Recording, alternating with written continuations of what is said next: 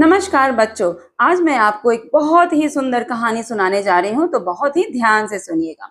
किसी गांव में एक बूढ़ा किसान रहता था और उसके 4 बेटे थे।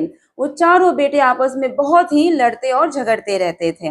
इस वजह से बूढ़ा किसान काफी चिंता में रहता था कि उसके मरने के बाद उन चारों बेटों का क्या होगा। इसलिए उन्हें सीख देने के लिए बूढ़े किसान ने कहा कि जाओ और 4 लकड़ियां लेकर आओ जंगल से। इसलिए चारों बेटे जंगल से 4 लकड़ियां लेकर आए।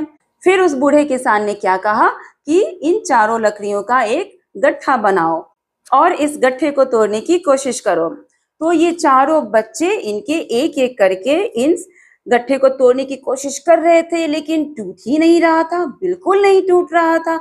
सभी ने एक एक करके कोशिश की, लेकिन वो लकड़ी का गट्ठा टूटा ही नहीं। तो फिर इस किसान कहा कि अब इन लकड़ियों को आप अलग अलग कर लो और फिर से एक एक करके तोड़ने की कोशिश करो। तो उसके चारों बेटों ने एक एक करके लकड़ियों को जब तोड़ने की कोशिश की, तो वो बहुत ही आसानी से सारी लकड़ियां टूट गईं।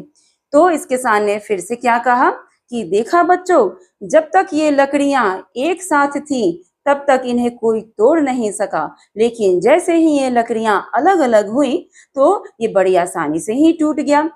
तो इसी तरह से तुम सब भी एक साथ रहा करो। इस तरह से एक साथ रहने से आपका काम आसान भी होगा और आप बहुत मजबूत भी हो जाओगे। इस कहानी से हमें यही सीख मिलती है कि हमें हमेशा एक साथ रहना चाहिए और मिलजुल कर ही काम करना चाहिए। इससे हमारा काम आसान हो जाता है, यानी एकता में बल होता है।